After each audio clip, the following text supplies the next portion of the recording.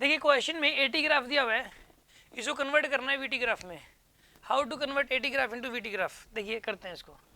Eighty graph को VT graph में convert करने के लिए आप ऐसा करो, ये वी यहाँ पे टी। देखो शुरू में तो इसने वेलोसिटी के बारे में मेंशन कर रखा है, नहीं कर रखा क्वेश्चन में। क्वेश्चन के अंदर इसने बोल रखा है acceleration time graph of body is shown in the figure, plot the velocity time graph of the same body as shown in the figure. खैर इनिशियल वेलोसिटी तो इसमें जीरो ही माननी पड़ेगी, चाहे कुछ और मान लोगे तो फिर कोई भी मैच नहीं करेगा, इनिशियल जीरो ही मान के करेंगे इसमें। शुरू में देखो यहाँ पे ना मतलब एक्सेलरेशन कांस्टेंट है, एक्सेलरेशन कांस्टेंट है, यानी कि वीटी ग्राफ का स्लोप कांस्टेंट आएगा, वीटी ग्राफ का स्लोप कांस्टेंट आएगा। और ये पॉजिटिव में एक्सेलरेशन, एक्सेलरेशन ऊपर बना हुआ है नीचे नहीं बना हुआ है, ऊपर बना हुआ है तो पॉजिटिव कांस्टेंट आएगा स्लोप, स्लोप पॉजिटिव कांस्टेंट तो ऐसे बनेगा ऐसा ग्राफ, ठीक है।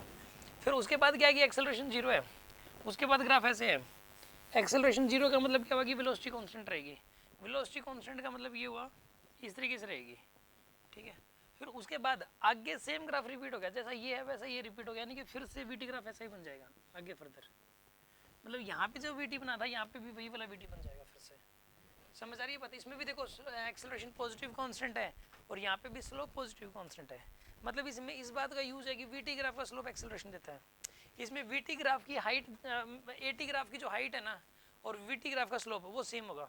जैसे एटी ग्राफ की हाइट कांस्टेंट रह रही है और पॉजिटिव है, तो यहाँ पे जो स्लोप है वीटी ग्राफ का वो पॉजिटिव कांस्टेंट है। जैसे यहाँ पे एक्सेलरेशन जीरो है या हाइट जीरो एक्सेलरेशन की एटी ग्राफ की, तो यहाँ पर स्लोप जीरो हो गया। इस ग्राफ में तो हाइट देखनी है और इस ग्राफ का स्लोप वो कॉमन होना चाहिए, वो इसी ऑप्शन में कॉमन है बस, यानी कि इसका ऑप्शन सी में ही कॉमन है, ये आंसर इज सी। यस, कोई डाउट?